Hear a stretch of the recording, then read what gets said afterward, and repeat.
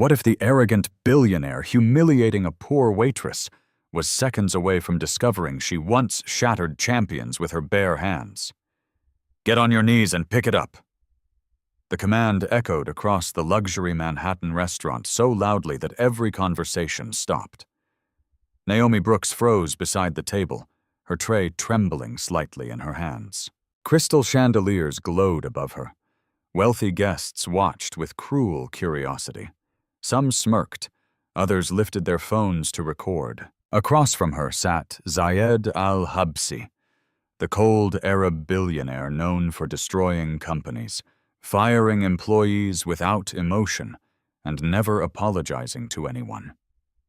At his feet lay a gold watch worth more than Naomi made in an entire year. "You dropped it," Zayed said coldly. "So act like a servant and pick it up." The room fell silent. Because Naomi didn't move. Instead, she slowly lifted her eyes toward him. And for the first time that night, Zayed felt something strange crawl down his spine, like he had just made a terrible mistake. Then a terrified voice whispered from the back of the restaurant, "Oh my God, that's the Wolf Queen." Before we continue, tell me where you're watching from and what time it is there. And don't forget to subscribe, because this story might change the way you see people forever. Rain poured across Manhattan like silver needles falling from the night sky. The city glowed beneath the storm. Towering glass buildings, flashing taxi lights, crowded sidewalks filled with strangers rushing through another cold evening in New York. But inside Bellairo's, one of the most expensive restaurants in the city, the world looked completely different. Soft piano music drifted through the air. Crystal chandeliers reflected golden light across marble floors. Men in tailored suits laughed over $1,000 wine bottles, while women covered in diamonds smiled for photographs beside enormous windows overlooking Central Park. Everything inside Bellairo's whispered one message: only the wealthy belonged here. And yet Naomi Brooks walked through those polished halls every night, wearing a black waitress uniform that barely hid how exhausted she truly was. "Table 12 needs their check," another waitress muttered while passing her. Naomi nodded quickly. "I've got it." Her voice was calm, but her body ached. She had been working double shifts for nearly 3 months. Every hour mattered. Every dollar mattered. Because 8-year-old Mason Brooks was lying in a hospital bed across town, waiting for a surgery Naomi still couldn't afford. As she moved between tables carrying heavy trays, nobody noticed the faint scar above her eyebrow. Nobody noticed the faded bruises along her knuckles. And nobody inside Bellairo's could have imagined that the quiet, single mother serving expensive steak and champagne had once stood beneath roaring arena lights, while thousands screamed her name, the Wolf Queen. Years ago, Naomi Brooks had been one of the most feared female boxers in America. Fast, precise, relentless. Sports networks used to replay her knockouts for weeks. Reporters chased her through airports. Brands offered million-dollar endorsements. Then one day, she disappeared. No farewell interview, no final championship fight, no explanation. The public eventually forgot her, but Naomi never forgot the reason she walked away. "Mama?" The memory of Mason's tiny voice still haunted her every night. Back then, he had only been 4 years old when doctors discovered the hole in his heart. She remembered sitting in a hospital hallway alone while specialists explained how expensive the treatments would become. Professional boxing had paid well, but motherhood demanded more than fame. So Naomi sold almost everything she owned: the belts, the trophies, the luxury apartment, even the championship jacket she once loved more than anything. One by one, the life she had built disappeared. And eventually, so did the Wolf Queen. Naomi? She blinked, pulled back into the present by the sharp voice of Richard Cole, the restaurant manager. Richard adjusted his tie impatiently while staring at her. You're distracted again. I'm sorry, Naomi said quietly. You should be. Tonight's important. His eyes moved nervously toward the entrance. We've got VIP guests coming. Naomi gave a tired nod and reached for another tray. Richard lowered his voice. And try not to look miserable tonight. Rich people don't like sad faces around their food. Naomi swallowed the humiliation without responding. That was how Billionaire worked. Employees smiled, customers mattered, and dignity depended on how much money sat in your bank account. Richard turned and hurried away, just as Naomi's phone vibrated inside her apron pocket. Her heart tightened instantly. The hospital. She stepped into a quiet hallway near the kitchen and answered quickly. Hello? Ms. Brooks? The nurse asked gently. Mason had another episode earlier tonight. Naomi closed her eyes. Is he okay? He's stable now, but the doctor wants to move the surgery date sooner if possible. Naomi leaned against the wall as fear crawled through her chest. How much sooner? A few weeks. A few weeks. She barely had enough money for next month's treatment. The surgery itself felt impossible. I understand, Naomi whispered weakly. After the call ended, she stood motionless for several seconds. Then she forced herself to breathe.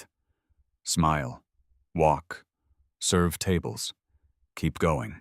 Because mothers didn't get the luxury of falling apart. When Naomi returned to the dining room, the atmosphere inside Billionaire's had suddenly changed. People were whispering. Several employees straightened nervously. Richard rushed toward the entrance himself. And then Naomi saw why. A black Rolls-Royce stopped outside beneath the rain. The driver stepped out first. Then came the man everyone immediately recognized. Zayed Al-Habsi. Even Naomi knew his face. The billionaire hotel owner appeared constantly on business magazines and financial news channels. Headlines called him ruthless, cold, untouchable. Some admired him. Others feared him. Tonight he walked into Billionaire's wearing a dark charcoal coat over a perfectly tailored suit, his expression sharp enough to silence the entire restaurant. 2 bodyguards followed several steps behind him. Richard nearly bowed while greeting him. Mr. Al-Habsi, he said nervously. Welcome to Billionaire's. It's an honor. Zayed barely acknowledged him. His eyes swept across the restaurant once before he removed his gloves slowly. I reserved the private section. Of course, sir. Right this way. As Richard guided him deeper into the restaurant, conversations lowered into whispers. That's him. The billionaire from Dubai. I heard he fired an executive during a meeting last week. They say he bought an entire hotel chain in one day. Naomi ignored the gossip and focused on organizing drinks behind the counter. But then Richard suddenly appeared beside her again. You'll handle table 17. Naomi frowned slightly. The VIP section? Yes. Richard leaned closer. And don't make mistakes. He's considering investing in this restaurant. Naomi grabbed the tray carefully. I understand. As she walked toward the private dining area, something strange happened. One older customer sitting near the window looked directly at her and froze. His eyes widened. You, he whispered softly. Naomi's steps slowed. The man stared harder, like he was trying to solve a memory buried deep in his mind. Then realization hit his face. The Wolf Queen? Naomi's heartbeat stopped. Quickly, she shook her head. You've mistaken me for someone else. Before the man could respond, she turned and continued walking. But her hands trembled slightly now. She hated when people remembered. Because the past always came with questions she could not answer. And tonight, of all nights, She needed invisibility more than ever. Taking one slow breath, Naomi approached table 17. Zayed al-Habsi sat alone beneath the dim golden lights, reviewing documents on his tablet, while untouched whiskey rested beside him. He looked irritated, dangerously irritated. Naomi carefully placed a menu near him. "Good evening, sir," she said politely. "My name is Naomi, and I'll be taking care of your table tonight." Zayed didn't look up immediately, but when he finally did, his eyes narrowed slightly. Not with kindness, not with interest, but with immediate dissatisfaction. As if her very presence had already annoyed him. And somehow, Naomi instantly knew. This night was about to become a disaster. The tension at table 17 felt immediate, heavy, uncomfortable. Naomi had served arrogant customers before. Bellerose attracted wealthy people every night. Celebrities, investors, politicians, athletes. Most treated the staff like invisible furniture. But something about Zayed al-Habsi felt colder than the others. It wasn't just arrogance. It was control. The kind of control that came from a man who had spent his entire life believing nobody would ever dare challenge him. Naomi kept her posture calm as she held her notepad. "Would you like a few more minutes with the menu, sir?" Zayed finally placed the tablet down beside his whiskey. "You're the waitress?" "Yes, sir." His eyes moved slowly over her uniform, her tired face, the loose strands of hair escaping from her ponytail. Then he frowned slightly. "You look exhausted." The comment wasn't sympathetic. It sounded disgusted. Naomi forced a polite smile. "It's been a long shift." "Then perhaps you shouldn't work in a place where appearances matter, The words landed harder than they should have. Nearby guests glanced toward the table. Naomi felt the heat of embarrassment rise into her cheeks, but she remained calm. "What can I get for you tonight, sir?" Zayed leaned back in his chair. "A steak, medium rare." "Of course. And make sure they don't ruin it." Naomi nodded once and turned toward the kitchen. But just as she stepped away, "Wait," she stopped. Zayed pointed toward the wine menu without looking at her. "You forgot to ask about the wine." Naomi inhaled slowly. "My apologies, sir. Would you like to see—" "A waitress at this level should already know what to recommend." The room around them seemed quieter now. People were listening, watching. Naomi recognized the moment immediately. Some wealthy people enjoyed making service workers uncomfortable. It entertained them. It reminded them of their own power. Still, she answered calmly, "I'd recommend the 1987 Bordeaux, sir. It pairs well with the steak." For the first time, Zayed looked mildly surprised, but it disappeared almost instantly. "We'll see if your taste is as good as your memory." Naomi walked away before the humiliation on her face became visible. Inside the kitchen, she placed the order quickly while another server whispered beside her. "That billionaire's been here 5 minutes and already looks ready to fire someone." Naomi said nothing. She grabbed the wine bottle carefully and returned to the table. As she poured the Bordeaux into Zayed's glass, her hands remained steady despite the growing pressure in the room. But then one of the bodyguards stepped backward unexpectedly. His elbow clipped Naomi's arm. A folded linen napkin slipped from her tray and landed near Zayed's table. A tiny mistake. Nothing more. But Zayed stared at the fallen napkin like it was an insult. "You dropped something." Naomi bent slightly. "I'm sorry." Richard appeared almost immediately, panic spreading across his face. "I apologize, Mr. al-Habsi," he said quickly. "She's usually more careful." Naomi looked at him in disbelief. Usually more careful? The bodyguard caused it, but Richard didn't care about truth. Only money. Zayed's expression darkened. "In my hotels," he said quietly. "Employees understand discipline." Naomi picked up the napkin silently. Richard turned toward her sharply. "Apologize properly." A few nearby guests exchanged uncomfortable looks. Naomi swallowed the anger building inside her chest. "I apologize for the inconvenience, sir." Zayed took a slow sip of wine. Then he spoke without emotion. "Do you know why people stay poor?" Naomi froze. Even Richard looked nervous now, but Zayed continued. "Because they stop paying attention to details. The insult was deliberate, cruel, and loud enough for surrounding tables to hear clearly. Several wealthy customers smirked into their drinks. One woman whispered something to her husband and laughed softly. Naomi felt every eye in the room pressing against her. Still, she stayed calm. Because Mason needed surgery. Because hospital bills didn't care about pride. Because single mothers rarely had the luxury of anger. "I'll bring your food shortly," she said quietly. "woman." As she turned away again, Zayed's voice stopped her once more. "You walk like an athlete?" Naomi's body stiffened slightly. Richard laughed nervously. "Her? No, sir. Naomi barely even talks." But Zayed kept watching her. Not kindly, carefully, as if something about her bothered him in a way he couldn't explain. Naomi disappeared into the kitchen, trying to ignore the uneasy feeling crawling across her skin.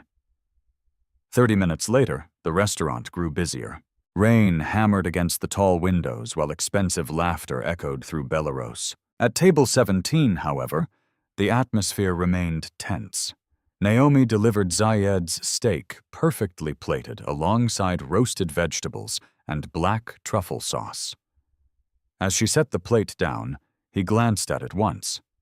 Then his expression changed instantly. "What is this?" Naomi blinked. "Your steak, sir." "I said medium rare." "It is medium rare." Zayed cut into the center slowly. Pink. Perfect. But he pushed the plate away anyway.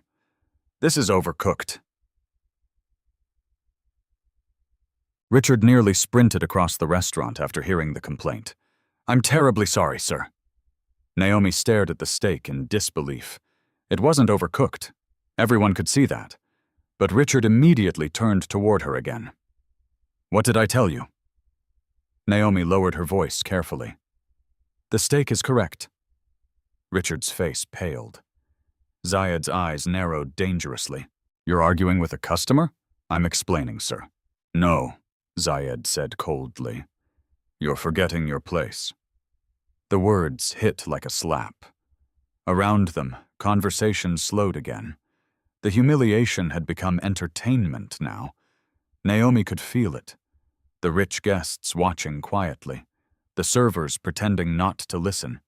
The cameras beginning to appear. One man near the bar was already recording with his phone. Naomi clenched her jaw. Not out of fear, out of restraint. Years ago, inside boxing rings filled with screaming crowds, opponents used to spit insults at her face before fights. Weak. Trash. Nothing. She had learned long ago that real strength meant controlling the moment before anger exploded. But tonight, control was becoming harder. Zayed slowly removed his gold watch and placed it beside the plate. An expensive piece, probably worth more than Naomi's apartment rent for several years. Then deliberately, he pushed it off the edge of the table. The watch hit the marble floor with a sharp crack. Gasps spread across the room. Naomi stared at him in shock. Zayed leaned back calmly. "Pick it up." Silence. Complete silence. Richard looked horrified. "Naomi," he whispered urgently. But Zayed wasn't finished. "On your knees." Nobody moved. Nobody breathed. Naomi slowly lifted her eyes toward the billionaire sitting across from her. And in that exact moment, something dark and dangerous flickered behind her calm expression. Something that made even Zayed pause for half a second. Because for the first time that night, The waitress no longer looked weak. The entire restaurant waited for Naomi to kneel. The silence inside Bellerose became unbearable. Even the piano player near the bar had stopped moving his fingers across the keys. Naomi stood motionless beside the shattered tension at table 17, while Zayed al-Habsi leaned calmly back in his chair, watching her with cold expectation. At his feet, the gold watch reflected the chandelier light across the marble floor. Expensive. Untouchable. Like the man himself. Richard looked seconds away from a heart attack. "Naomi," he whispered harshly. "Pick it up." She didn't move. One of the wealthy women near the window laughed quietly into her champagne glass. "This should be interesting." Another man lifted his phone higher to keep recording. Naomi slowly inhaled through her nose. Years ago, crowds had screamed her name while blood dripped from her mouth beneath boxing arena lights. She had survived pain far worse than humiliation. But tonight felt different, because humiliation became heavier when a child was waiting for you in a hospital bed. Mason needed her paycheck. Mason needed surgery. Mason needed his mother to stay employed. That was the only reason Naomi remained standing there instead of walking straight out the door. Zayed crossed one leg over the other. "I'm waiting." His tone was calm, almost bored. But Naomi recognized what he was really doing. He wasn't angry about the watch. He wanted obedience. Proof that money could force another human being lower. Slowly, Naomi crouched, not onto her knees, but only enough to pick up the watch carefully with one hand. Then she stood again, immediately. The restaurant released a collective breath, but Zayed's expression darkened. "I said on your knees." Naomi placed the watch gently back onto the table. "I heard you." Her voice remained respectful, controlled. But something inside the words had changed. Several people exchanged nervous looks. Nobody expected resistance, especially not from a tired waitress. Richard rushed forward instantly. "Sir, I deeply apologize." "It's fine," Zayed interrupted coldly, never taking his eyes off Naomi. No, it wasn't fine at all. Naomi could feel it. The billionaire's ego had just been challenged publicly, and men like Zayed al-Habsi rarely tolerated embarrassment. For several long seconds, he simply stared at her. Then, unexpectedly, he smiled. Not warmly, dangerously. "You think pride makes you strong?" Naomi answered quietly. "No, sir." "Then what does?" She hesitated for half a second. "Surviving." The answer landed harder than anyone expected. Especially Zayed. Something flickered across his face before disappearing instantly. But Naomi saw it. Confusion. As if her response had touched something buried deep beneath all that arrogance. Before the tension could settle, Richard quickly stepped between them. "Naomi, go help table 9. Relieved for the escape, Naomi nodded and walked away. But she could still feel Zayed's eyes following her through the restaurant. Watching, studying, as if he suddenly couldn't stop trying to figure her out. At table 9, a family from Boston smiled kindly as Naomi refilled their drinks. Unlike most customers in Bellerose, they treated her like a human being. "Long night?" the mother asked softly. Naomi smiled faintly. "A little." The woman glanced toward Zayed's table. "That man seems unpleasant." Naomi avoided looking back. "Some people carry difficult days differently." The woman stared at her with surprise. After everything that had just happened, Naomi still defended him. Or maybe she simply refused to become bitter. As Naomi walked away again, she passed a teenage boy sitting near the center of the restaurant with his father. The boy kept staring at her strangely. Finally, as she placed bread onto the table, his eyes widened. "Wait," he whispered. Naomi froze slightly. The boy leaned forward. "No way. his father frowned. Ethan? The teenager grabbed his phone quickly and pulled up an old boxing video. On the screen, a younger Naomi stood inside a boxing ring beneath bright lights while commentators shouted excitedly. "The Wolf Queen!" The boy looked up at her in disbelief. "That's you!" Naomi's heartbeat stopped. Quickly, she lowered her voice. "You're mistaken." "No, I'm not," the boy insisted excitedly. "You knocked out Carla Mendez in round 2. My dad used to watch your fights." Several nearby customers turned their heads. Naomi felt panic rising into her chest. "Not here. Not tonight." "Please," she whispered carefully. "Keep your voice down." The boy looked confused. "But why are you working here?" Naomi forced a small smile. "People's lives change." Then she hurried away before more questions came. Unfortunately, someone else had already heard enough. Back at table 17, Zayed slowly lifted his whiskey glass while staring toward Naomi. The Wolf Queen. The name tugged at something in his memory. Faint. Distant. A boxing arena. Crowds screaming. His younger brother Karim standing bruised and furious after an underground fight years ago. Zayed's expression hardened. No. Impossible. The Wolf Queen had vanished years ago, and the woman serving drinks in Belarus looked exhausted. Poor. Ordinary. Still, something about her eyes bothered him now. Meanwhile, Naomi disappeared briefly into the employee hallway near the kitchen, trying to steady her breathing. She hated recognition. The past always dragged pain behind it. Victor Hayes used to warn her about this. "You can walk away from boxing," her old trainer once said, "but people never fully let champions disappear." Naomi closed her eyes for one moment. Then her phone vibrated again. Hospital. Fear instantly replaced everything else. She answered quickly. "Hello? Ms. Brooks," the nurse said gently. "Mason's asking for you." Naomi pressed her hand against her forehead. "I'll come after my shift." "He's having trouble sleeping." Guilt tore through her chest. "I know." After the call ended, Naomi stood silently in the dim hallway for several seconds before returning to work. But the second she stepped back into the restaurant, Zayed spoke again, loud enough for everyone to hear. "You know," he said while cutting into his replacement steak, "I almost admire people like you." Naomi stopped walking. The billionaire continued calmly.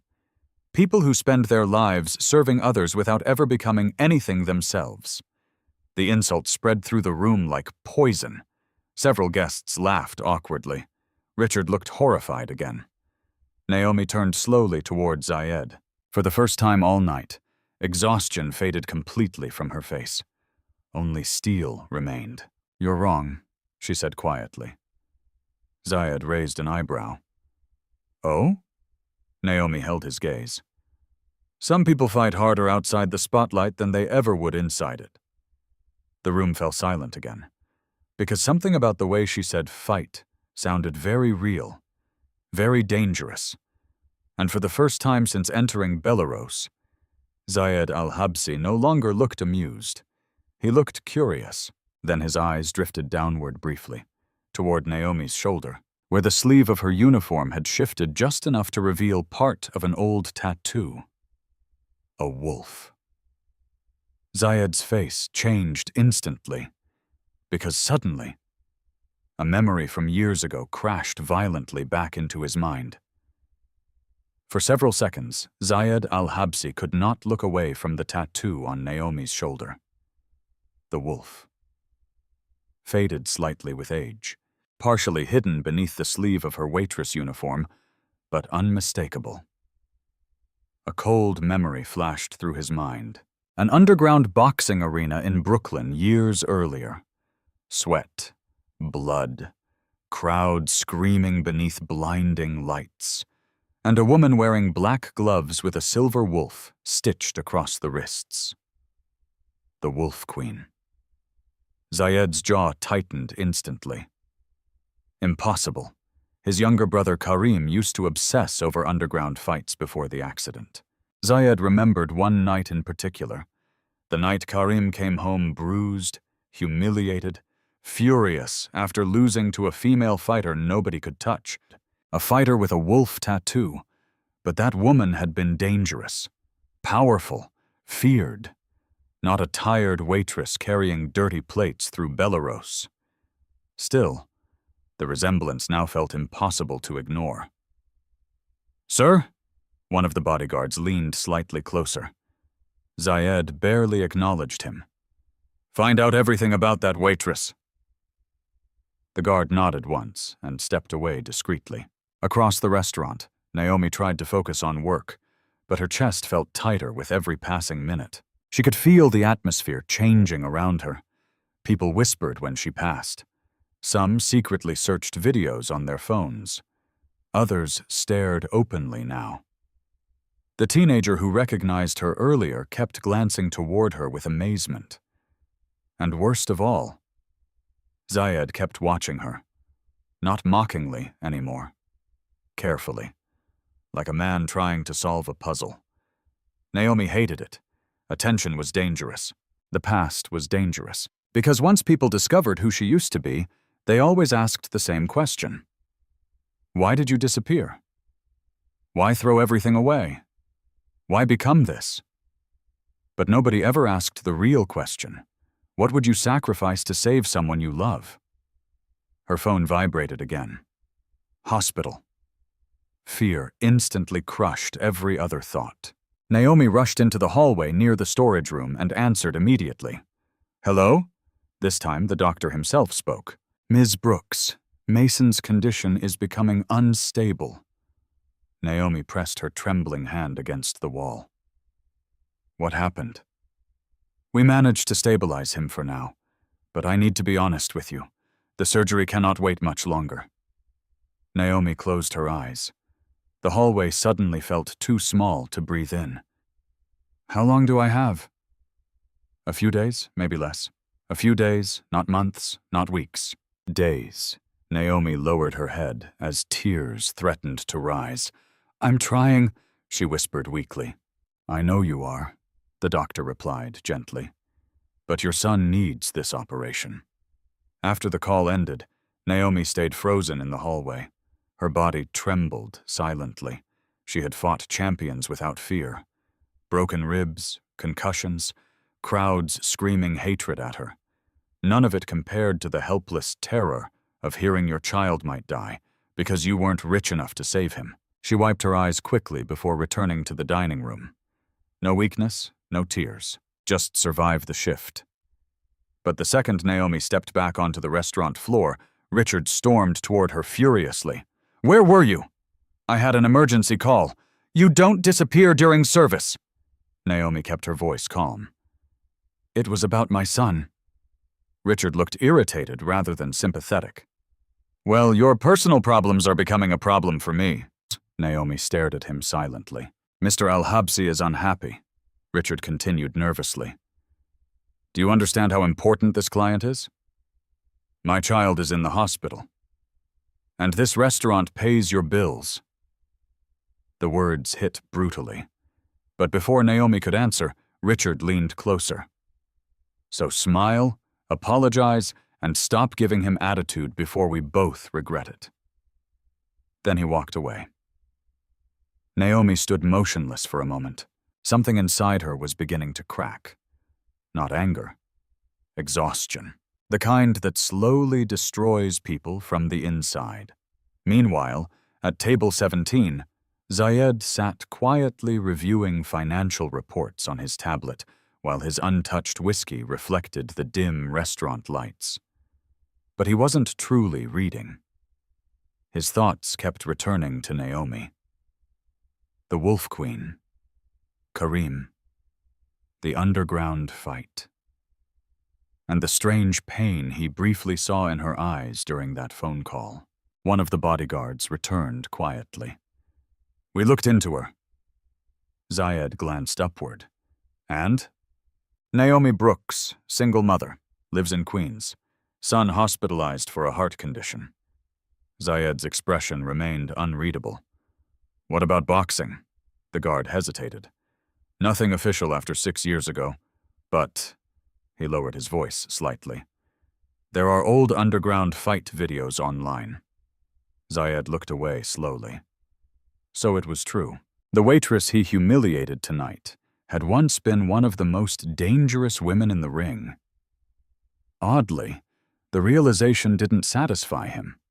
It unsettled him, because despite all his insults, she still hadn't lost control. Back near the bar area, another customer stumbled loudly into Naomi's path. Derek Shaw, a wealthy regular known throughout Bellerose for drinking too much and behaving worse afterward. Tonight, his eyes were bloodshot from alcohol. Well, Derek slurred while blocking Naomi's path. Looks like the famous waitress is getting attention. Naomi tried stepping around him politely. Excuse me, sir. But Derek grabbed a champagne glass from her tray carelessly. You know who I am? Naomi remained calm. Please let me pass. I asked you a question. Several nearby customers noticed the interaction immediately. Richard saw it too. But instead of intervening, he hesitated nervously. Derek Shaw spent enormous amounts of money at Bellerose, and rich customers always came first. Naomi tried moving again. Derek suddenly grabbed her wrist, hard. The tray nearly slipped from her other hand. Relax, he laughed drunkenly. I'm being friendly.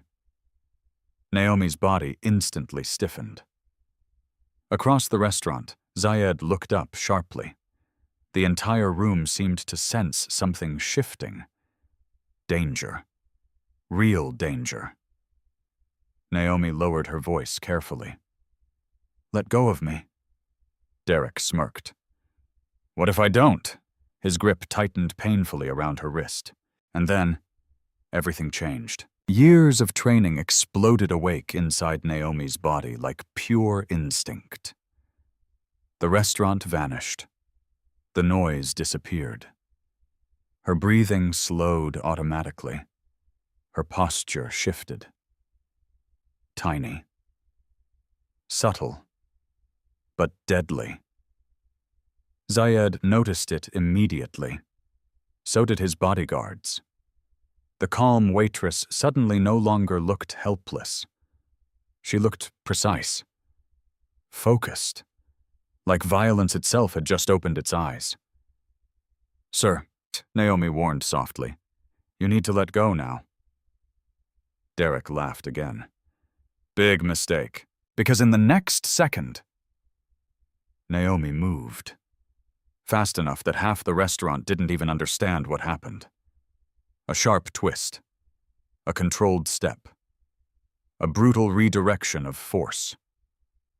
And suddenly Derek's massive body crashed face first onto the marble floor with a scream of pain. Glasses shattered. Women gasped.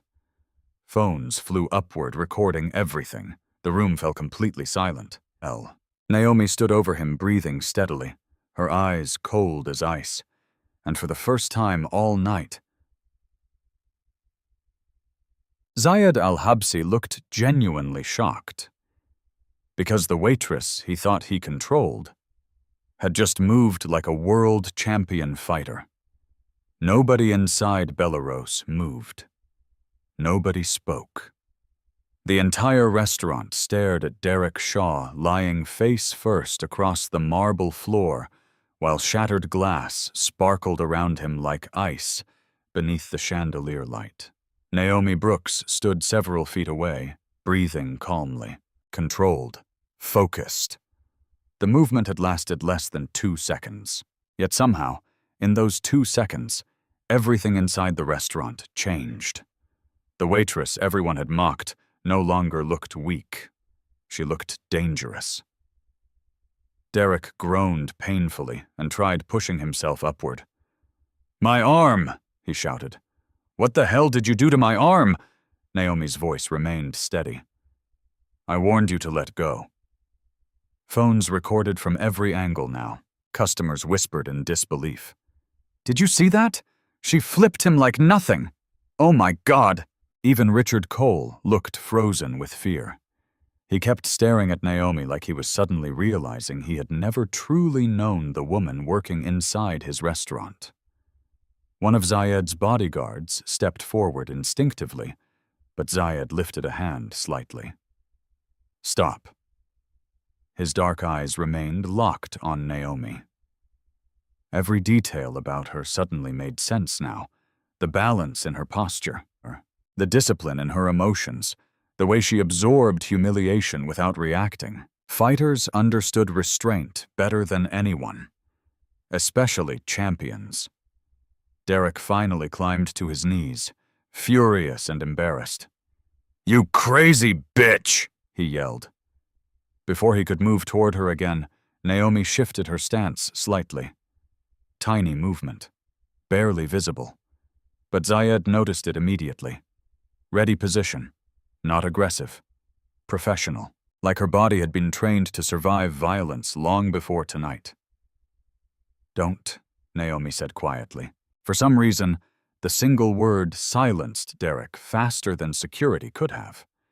Because deep down, even drunk men recognized real danger when they saw it. Richard hurried between them nervously. "Everybody calm down," he shouted. But calm was already impossible. The restaurant buzzed with energy now. Excitement, shock, recognition. One older man near the back suddenly stood up from his table so quickly his chair nearly fell backward. His gray hair was thinner now, his shoulders older. But Naomi recognized him instantly. Victor Hayes, her former boxing coach. For a second, time itself seemed to stop. Victor stared at her with wide eyes filled with disbelief. Then emotion crashed across his face. "My God," he whispered. Naomi's stomach tightened immediately. "No, please no, not here, not tonight." Victor stepped closer slowly, staring at her like someone seeing a ghost. "It really is you." Several customers turned toward him curiously. Victor pointed toward Naomi with trembling hands. "That woman," he said loudly, "was one of the greatest fighters I've ever trained." The room fell silent again. Naomi closed her eyes briefly. The secret was over. Victor's voice cracked with emotion. "That's Naomi Brooks." He swallowed hard. "The Wolf Queen." The name exploded across the restaurant. Gasps spread instantly. Several people grabbed their phones faster. "No way! She's real! I remember her fights! The boxer who disappeared!" Zayed remained seated, but his expression darkened deeply. Because now the memory inside his head became crystal clear. Karim standing bruised beside a black SUV years ago. Blood running from his nose, rage burning in his eyes. "She humiliated me," Karim had snapped that night. "A woman." Zayed remembered laughing at first, until Karim punched a wall hard enough to fracture his own hand. "The Wolf Queen," Karim whispered back then. "Nobody can beat her." And now, that same woman stood in Belarus wearing a waitress uniform. Life suddenly felt strangely cruel. Victor kept staring at Naomi in disbelief. "You vanished," he said softly. 6 years. No calls. No interviews. Nothing. Naomi's voice remained low. "Victor, please." But he wasn't listening anymore. Emotion overwhelmed him now. "You were heading toward a world title." The customers listened carefully while videos continued recording from every direction. "You were faster than anyone in the division. Smarter. Meaner. God." Victor shook his head slowly. "You could have become legendary." Naomi looked away. The word legendary meant nothing beside hospital bills. Victor finally noticed the pain in her expression. Then realization slowly hit him. "Mason," he whispered. Naomi stayed silent. The coach's face fell apart completely. "You gave it all up for your son." Several women in the restaurant covered their mouths emotionally. Even Richard looked uncomfortable now, because suddenly the waitress being humiliated by a billionaire no longer looked small. She looked heroic. Zayed leaned forward slowly in his chair. "What happened to the boy?" Naomi hesitated. Victor answered for her. "Heart disease." The restaurant became painfully quiet. Victor continued softly. "She walked away from millions to keep him alive." Naomi lowered her eyes. She hated pity more than anything, especially from strangers. Zayed studied her carefully now, and for the first time since entering Belarus, something unfamiliar touched him. Shame. Small. Sharp. Uncomfortable. Because every cruel thing he said tonight suddenly sounded uglier in his own head. Derek groaned again from the floor. "She attacked me!" Victor immediately snapped toward him. "You grabbed her first." Phones were still recording. Phones. Witnesses everywhere. Derek realized quickly the room was no longer on his side. Naomi stepped backward slightly. "I don't want problems," she said quietly. That sentence hit harder than any punch ever could, because everybody could now see the truth. She wasn't violent. She was surviving. The bodyguard beside Zayed leaned closer again. "Sir, the videos are already online." Zayed's jaw tightened. "How fast?" "Very fast. Across the restaurant. Customers were already posting clips with captions. Waitress destroys drunk customer, the Wolf Queen returns. Billionaire humiliates. Former champion." Naomi saw the phones, saw the headlines beginning. Panic rose instantly inside her chest. Not fame again. Not attention. Mason needed peace. Hospitals hated publicity. Children suffered when the internet became involved. "I need to leave," Naomi whispered. Richard looked horrified. "You can't leave during— My son is in the hospital." The room fell silent once more. Victor stared at her. "How bad is it?" Naomi finally looked broken. "The doctors moved the surgery date up." Victor's expression collapsed completely. "How much do you still need?" Naomi didn't answer, because the number was humiliating. Too big, too impossible. Zayed watched her carefully, and suddenly he realized something terrifying. The woman he publicly humiliated tonight had once stood at the top of the world, and still lost everything trying to save her child. Money, fame, pride, career, all gone.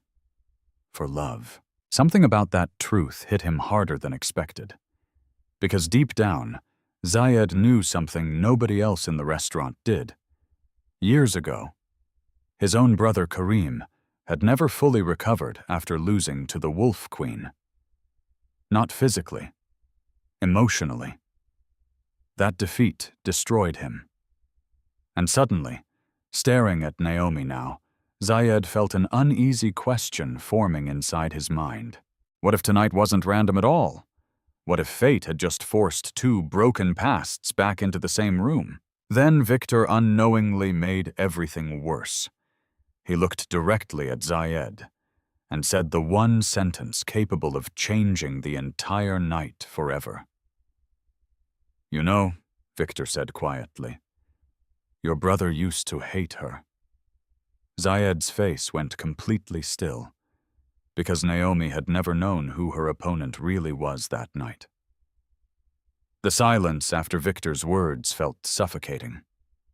"You know," and he had said quietly, "your brother used to hate her." Every eye inside Belarus shifted toward Zayed al-Habsi. The billionaire's expression became unreadable. Cold. Still. Dangerously still. Naomi looked between the two men in confusion. "Your brother?" she asked softly. Victor immediately realized what he had just exposed. His face tightened with regret. But it was too late now. Zayed slowly stood from his chair. The movement alone changed the atmosphere in the restaurant. Power followed him naturally. People stepped aside without thinking. Even the bodyguards straightened instinctively. Naomi watched him carefully while tension twisted through her chest. For several long seconds, Zayed said nothing. Then finally, "My younger brother fought underground 6 years ago." Naomi frowned slightly. "I fought a lot of people. I know." His voice remained calm, but something darker moved beneath it now. "Karim al-Habsi." The name hit Victor instantly. "Oh no." Naomi searched her memory. Then slowly, recognition appeared across her face. Karim. Tall, aggressive, talented, but reckless. One of the few opponents who entered the ring trying to hurt her instead of simply winning. "That was him?" Naomi whispered. Zayed's jaw tightened. "He admired you before the fight." The restaurant listened carefully now. Nobody dared interrupt. Victor lowered his eyes, because he remembered that night too. Karim al-Habsi entered the underground circuit with enormous pride and unlimited money behind him. Reporters followed him everywhere. Wealthy investors treated him like boxing royalty before he had earned any real respect. Then Naomi destroyed him in under 4 rounds. Not cruelly, not maliciously, but completely. Karim never emotionally recovered from the humiliation. "He became obsessed after losing to you," Zayed continued quietly. Naomi's face softened slightly. "I didn't know." "No," Zayed said coldly. "You didn't." The words carried years of buried anger. But strangely, Naomi didn't become defensive. Instead, she looked genuinely sad. "Your brother fought with anger," she said carefully. "People who fight angry usually lose." Zayed laughed once under his breath. Not because it was funny. Because it was true. Karim had always fought like a man trying to prove something to the world. And after the defeat, he spiraled. Business scandals, alcohol, depression. Eventually, he disappeared from public life entirely. For years, Zayed blamed the mysterious fighter who embarrassed his brother. The Wolf Queen. And now fate had placed her directly in front of him wearing a waitress uniform. The irony felt almost cruel. Naomi lowered her voice. "I never wanted to ruin anyone." Victor suddenly stepped forward emotionally. "She didn't ruin him." Zayed's eyes shifted sharply toward the old trainer. Victor shook his head. "Your brother was already breaking himself long before that fight." The billionaire's expression hardened again. "You knew him?" "I knew fighters."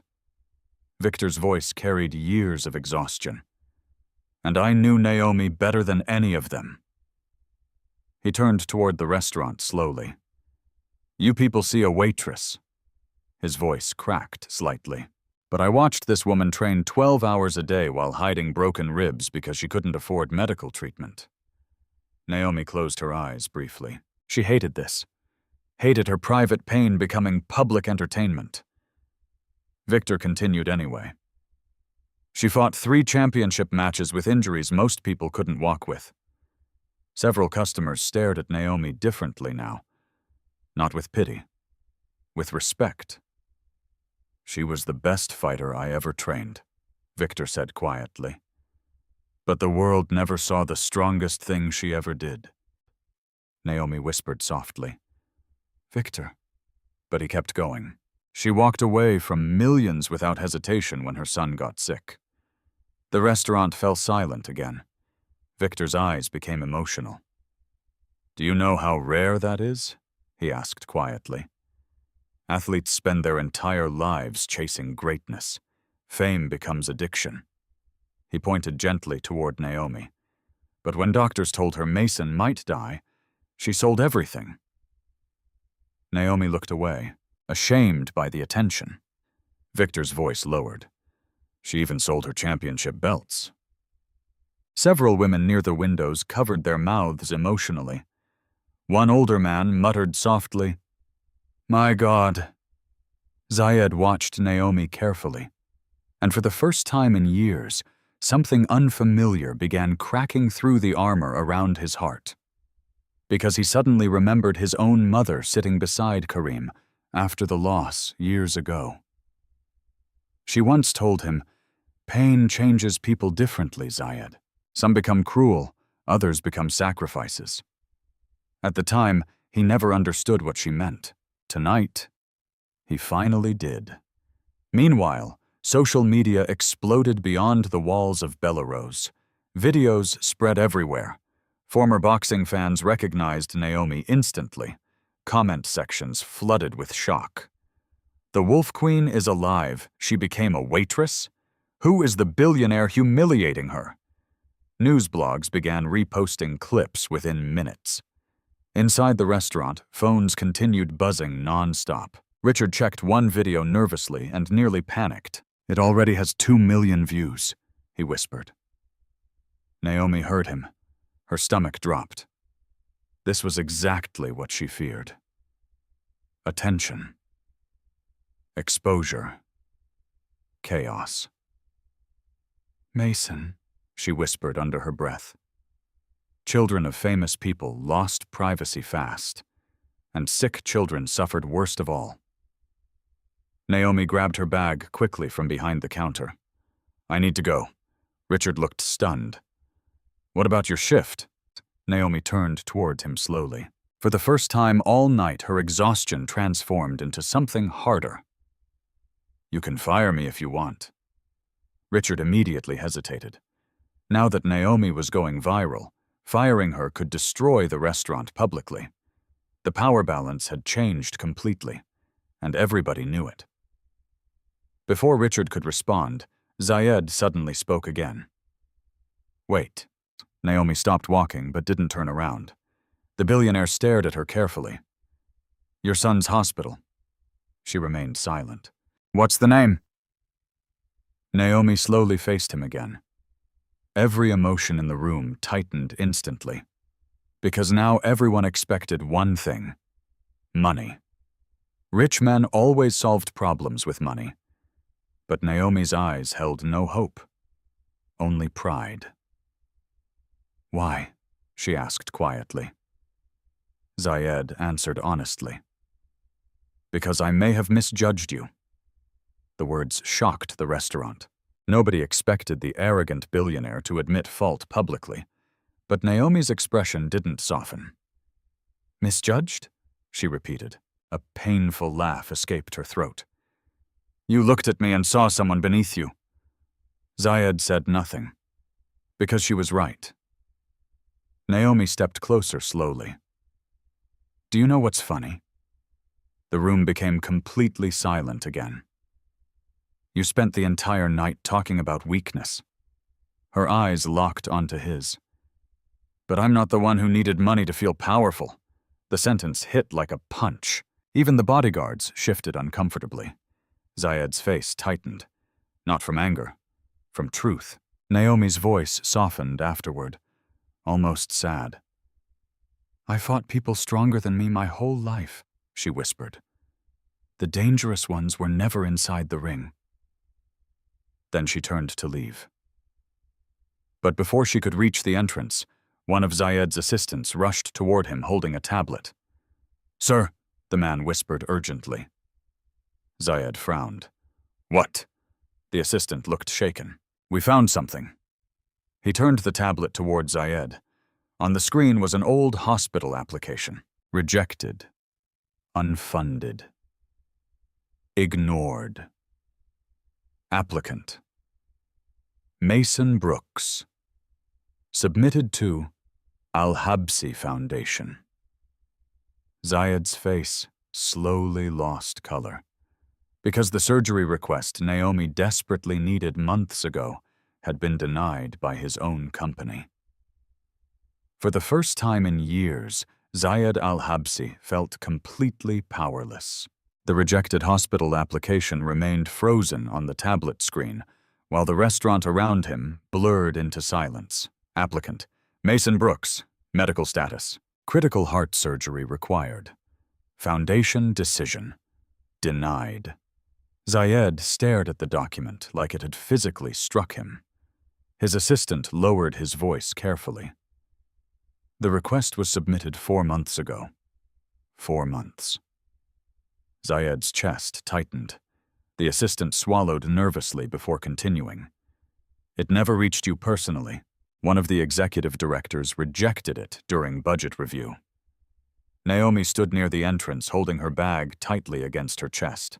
She couldn't hear every word, but she could see the change happening in Zayed's face. Shock. Then guilt. Then something far worse. Recognition.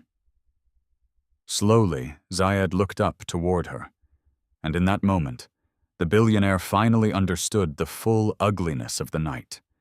He humiliated a woman whose desperate plea for help had already been ignored by his own empire. The realization poisoned him instantly. Nearby customers whispered while recording everything. Was it really his company? Oh my God. He denied her son's surgery? Richard looked physically sick now. The restaurant that once felt luxurious suddenly felt rotten. Naomi took a slow breath, then quietly asked the question she already knew the answer to. Your foundation? Zayed said nothing at first, because no excuse sounded acceptable anymore. Finally, he answered softly. Yes. The single word crushed the room. Naomi stared at him for several long seconds. Not angry, not emotional, just tired. So unbelievably tired. Victor Hayes lowered his head sadly nearby. Even Derek Shaw, still sitting on the floor holding his injured arm, looked uncomfortable now. Because the story had changed completely. This was no longer about a waitress defending herself. This was about power. About the distance between rich men making decisions and ordinary people suffering from them. Naomi walked back toward table 17 slowly. Every step echoed through Bellerose like judgment itself. Zayed remained standing. For the first time all night, he no longer looked untouchable. He looked human. Broken, even. Naomi stopped directly across from him. You know what hurts the most? She asked quietly. Zayed forced himself to meet her eyes. It's not the humiliation. Her voice trembled slightly now. Not with fear, but exhaustion buried too deep for years. It's not being treated like I'm poor. The restaurant remained completely silent. Naomi placed one hand against her chest carefully. It's knowing I begged strangers to help save my child. Her eyes finally became wet. While men sitting in offices decided his life wasn't important enough. Several women in the restaurant wiped tears from their faces. Even Zayed's bodyguards looked away uncomfortably. Because nobody could defend this. Nobody. Zayed lowered his voice. I didn't know. Naomi laughed softly through the pain. That's the problem. The sentence hit him harder than anything else tonight. Because she was right again. Zayed spent years building companies, hotels, foundations, charities. But somewhere along the way, human beings became paperwork, numbers, applications, budgets. He remembered board meetings discussing financial efficiency, while children's medical requests flashed briefly across screens. He never looked closely enough, and tonight, fate forced one of those ignored lives directly into front of him. Naomi slowly shook her head. You looked at me tonight and saw nothing. Her eyes burned now. But before you insult someone for being poor, she whispered, maybe ask yourself how hard they fought just to survive. Zayed couldn't answer. Because there was no defense left, only shame. The billionaire who controlled entire industries suddenly felt smaller than the exhausted waitress standing across from him. His assistant leaned closer nervously. Sir, media outlets are already calling. Of course they were. Videos from Belarus had exploded online. Comment sections turned vicious. Arrogant billionaire humiliates. Single mother foundation denies child's surgery. Former boxing champion forced into waitress job. Millions of people now watched Zayed's worst moment unfold in real time. Normally, he would have controlled the narrative immediately. Lawyers, public relations teams, damage management. But tonight felt different, because for once, the criticism was deserved. Zayed looked back at Naomi slowly. What hospital? She hesitated. I don't want your pity. That's not what this is. Naomi's expression hardened immediately. Then what is it?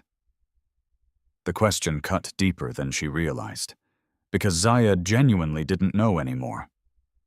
For years, money solved everything around him. Problems disappeared once checks were signed. People apologized. Silence returned. But standing across from Naomi now, he understood something terrifying. Some damage could not be purchased away. Finally, Zayed answered honestly. A mistake I need to correct. Naomi shook her head immediately. No. The billionaire blinked slightly. No? You don't get to humiliate people, Naomi whispered. Then buy redemption afterward. The room fell silent once again, because everybody could hear the truth inside her words.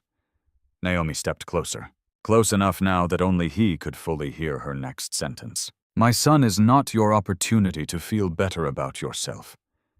Zayed's chest tightened painfully. Nobody had spoken to him this way in years. Not employees, not investors, not politicians, certainly not someone society considered powerless. And yet Naomi's words carried more weight than entire boardrooms full of wealthy men, because she had nothing left to gain from lying. Zayed lowered his eyes briefly. A rare thing. Then quietly, I'm sorry. Gasps spread through Belarus instantly. The arrogant billionaire apologizing publicly felt almost unreal. But Naomi's face didn't change, because apologies didn't erase hospital bills, or fear, or humiliation. Still, she could see something inside him beginning to crack. For the first time tonight, Zayed no longer sounded arrogant. He sounded ashamed. Before either could speak again, the front doors of Belarus suddenly opened. Cold rain air swept through the restaurant. Several people turned immediately toward the entrance. An older woman stepped inside wearing an elegant dark coat and silver jewelry. Graceful, composed, powerful without needing attention. The moment Zayed saw her, his expression changed completely. Mother? Samira al-Habsi removed her gloves slowly while surveying the chaotic restaurant.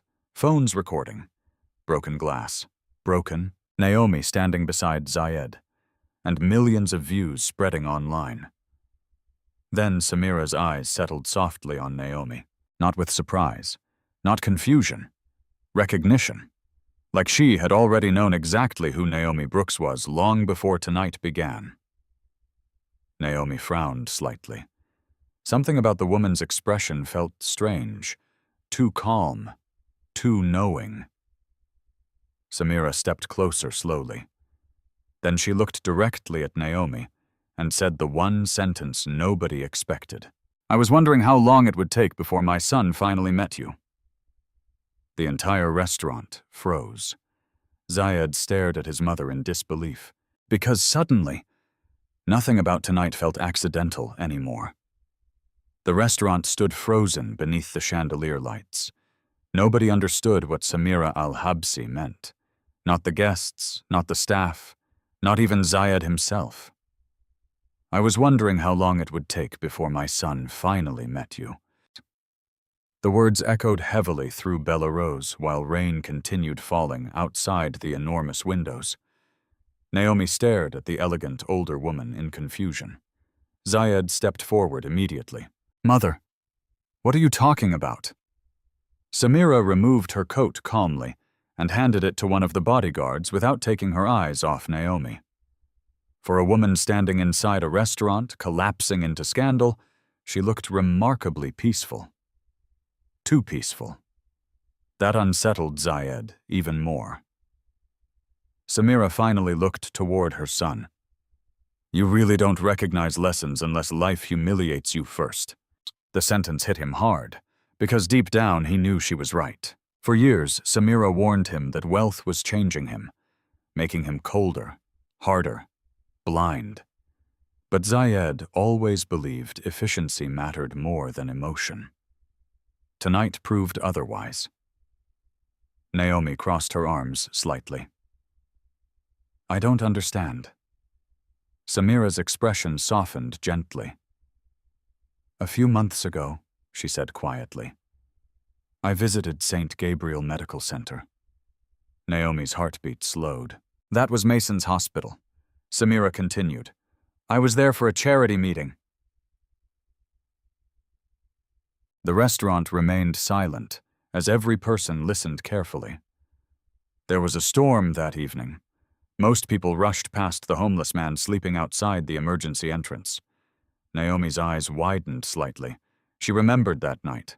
Cold rain, broken vending machines, Mason asleep upstairs after another painful treatment, and an older homeless veteran shaking violently beside the hospital doors.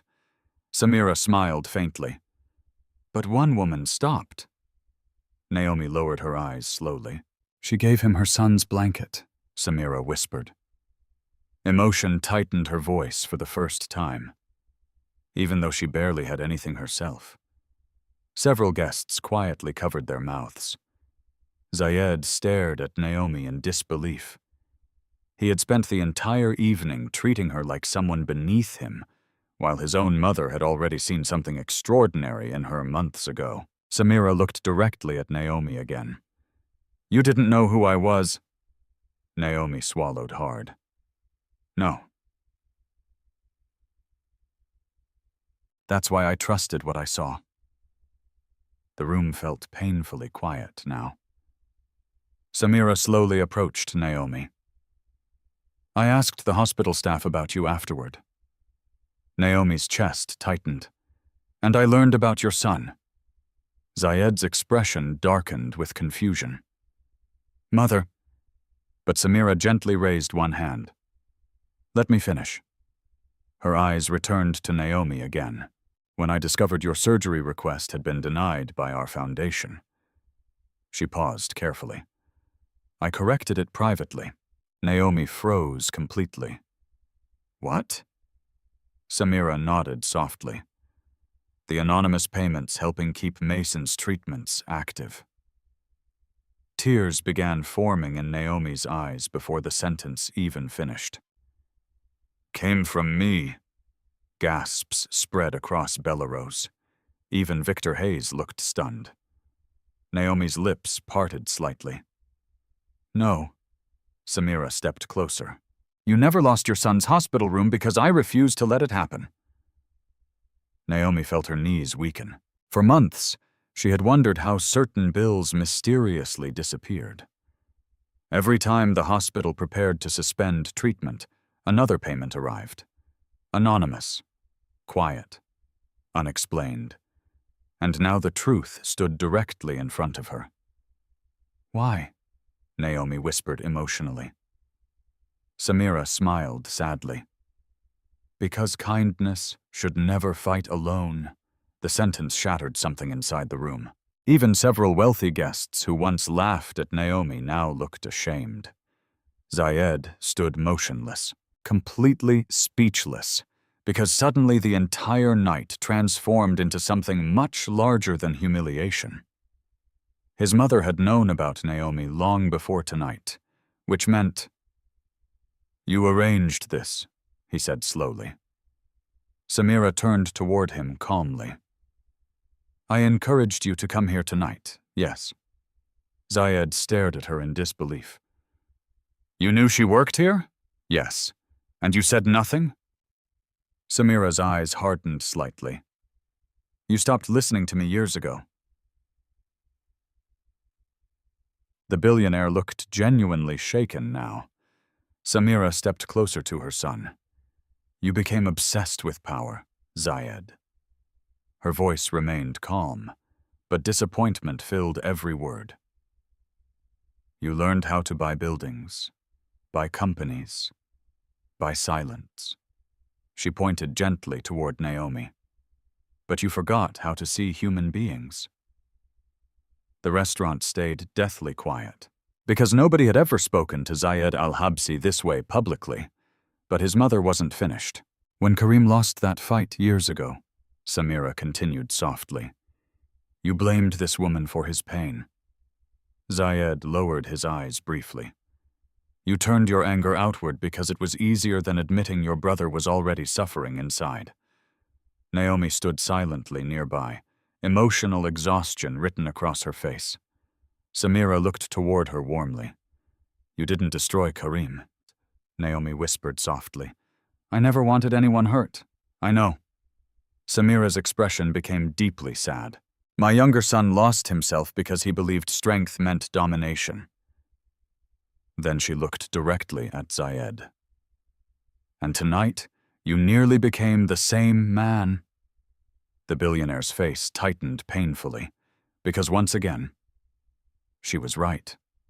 For several seconds, nobody moved. Then something unexpected happened. Zayed slowly walked toward Naomi. No arrogance, no pride, just honesty. And when he finally spoke, his voice sounded quieter than anyone had ever heard before. I was cruel to you. Naomi remained silent. I judged you without knowing your story. Still silence. And worse. His throat tightened slightly. I built a world where people like your son became paperwork instead of human beings. Several people in the restaurant wiped tears quietly, because the arrogant billionaire from earlier was disappearing in front of them. And maybe, for the first time, the real man beneath all the money was finally emerging. Zayed looked directly into Naomi's eyes. I can't erase tonight. His voice almost broke. But I want to change what happens next. Naomi studied him carefully. For the first time all evening, she no longer saw arrogance in his face, only regret. Real regret. Before she could answer, the front door suddenly opened again. A nurse rushed inside, soaked from the rain. Miss Brooks! Naomi's heart nearly stopped. Mason? The nurse smiled breathlessly. He's awake. Naomi covered her mouth instantly. He's asking for you. Relief hit her so hard she almost collapsed. Victor quickly steadied her, but then the nurse added something unexpected. And she looked toward Zayed uncertainly. He keeps asking for the man from the TV. Everyone looked confused. The man from the TV? Naomi whispered. The nurse nodded slowly toward Zayed. Mason saw the viral videos online from his hospital room. Zayed looked stunned. The nurse smiled faintly. He told me to find you. Naomi frowned emotionally. Why? The nurse's expression softened. He said, she paused carefully. Tell the angry billionaire my mom still believes people can become better. The entire restaurant fell silent one last time. Because somehow, the little boy fighting for his life had just said the one thing nobody else in the room could. Redemption was still possible. 3 months later, New York looked different to Zayed al-Habsi. Not because the city had changed, because he had. The man who once walked through life believing power came from control, now noticed things he had ignored for years. Tired nurses leaving hospitals after midnight. Construction workers eating lunch alone in winter cold. Single mothers carrying groceries while holding exhausted children. People surviving quietly. People he used to overlook. And somehow, every one of those faces reminded him of Naomi Brooks. The scandal at Bellerose had exploded far beyond what anyone expected. News channels replayed the videos for weeks. Social media turned Naomi into a symbol of resilience. Meanwhile, public anger toward the Al-Habsi Foundation forced massive investigations into how medical assistance applications were handled.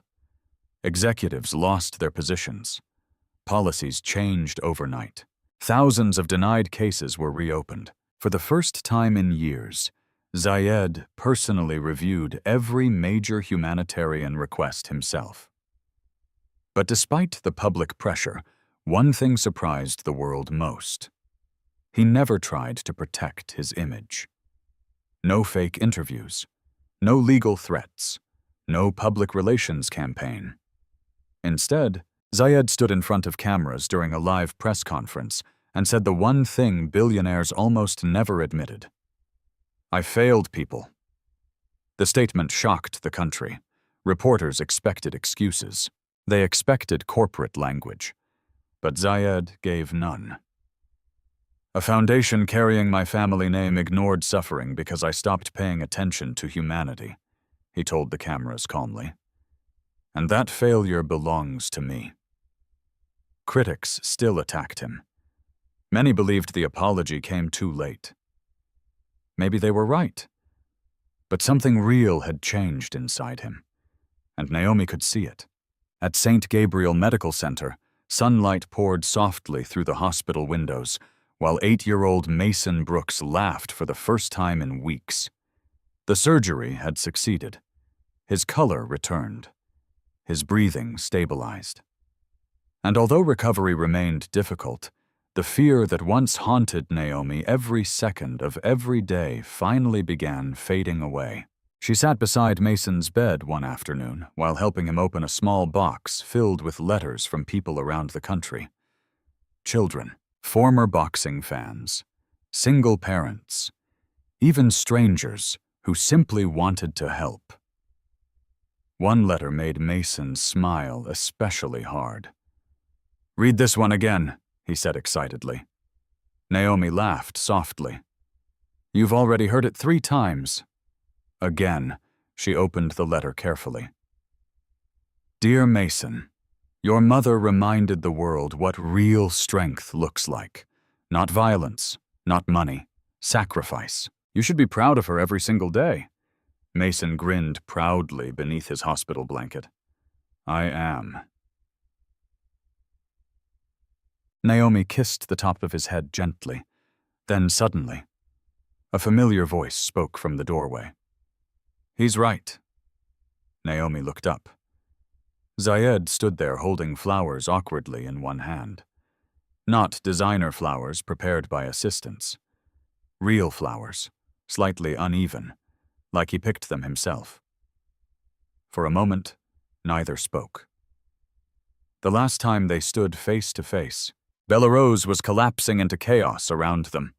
Now the hospital room felt peaceful, quiet, human. Mason's eyes widened immediately. "The angry billionaire!" Naomi nearly laughed despite herself. Zayed smiled awkwardly for the first time. "Is that my official name now?" Mason nodded seriously. "But you don't look angry anymore." The sentence hit deeper than the child realized. Zayed stepped closer slowly. "How are you feeling, champ?" "Better." Mason studied him carefully. "Did you really change your whole company?" Zayed glanced briefly toward Naomi before answering honestly. "I'm trying." Mason considered that answer, then finally nodded with approval. Naomi watched silently. Months ago, she would never have imagined this moment possible. The billionaire who once humiliated her now stood quietly in a hospital room speaking gently to her son like an ordinary man.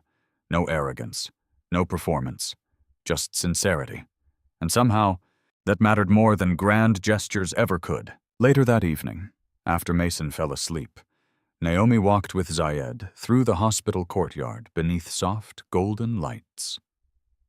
Autumn leaves drifted across the sidewalks, while distant traffic echoed through Manhattan. For a while, neither spoke.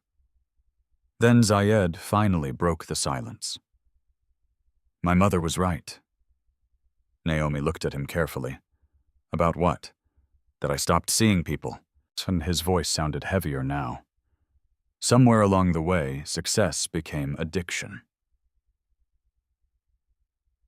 Naomi understood more than he expected, because boxing fame once tempted her the same way. Crowds cheering, money growing, people treating you differently because you were important. It was easy to lose yourself inside admiration. "Pain changes people," Naomi said softly. Zayed nodded slowly. Yes. They continued walking quietly. Then Naomi noticed something across the street. A small building with bright windows, and children practicing inside a boxing gym. Zayed followed her gaze. "I bought it last week," he admitted. Naomi frowned slightly. "You bought a boxing gym?" "I renovated it." He hesitated briefly. "For you." Naomi looked genuinely surprised now. "I don't understand." Zayed smiled faintly. "You once said real fights happen outside the spotlight." He reached into his coat pocket and handed her a small silver key. "The gym is free for underprivileged kids." Naomi stared at him silently. "No cameras," Zayed added quietly. "No publicity, no Al-Habsi name on the building." Her eyes softened slightly. "Why?" "Because some children deserve a chance before the world teaches them they're invisible." For the first time since Belarus, Naomi truly believed his transformation was real. Not because he gave money, but because he finally understood why. 6 months later, the old Belarus restaurant hosted a charity event unlike anything in its history. The same wealthy guests who once watched Naomi being humiliated now stood applauding as she walked onto the stage. But tonight, she wore no waitress uniform, no boxing gloves, just quiet confidence. Behind her, dozens of children from the new boxing program laughed together while holding training equipment. Mason sat proudly in the front row beside Samira and Victor Hayes. And near the back of the ballroom, Zayed stood silently alone. No spotlight, no speech, exactly where he wanted to be. Naomi stepped toward the microphone calmly. "When people looked at me months ago," she said softly, "they saw a tired waitress." The room became silent. "But nobody knows how hard someone fights just to survive." Several guests lowered their eyes in shame. Naomi smiled gently afterward. "Money can change lives. Fame can change lives. But kindness," her voice softened, "kindness changes souls." Then her eyes briefly found Zayed in the crowd. "And sometimes," she added quietly, "people deserve a second chance to become better than they once were." The room erupted into applause, but Zayed remained still. Emotional, humbled. Because at that moment he finally understood something his mother had tried teaching him his entire life. True strength was never about power.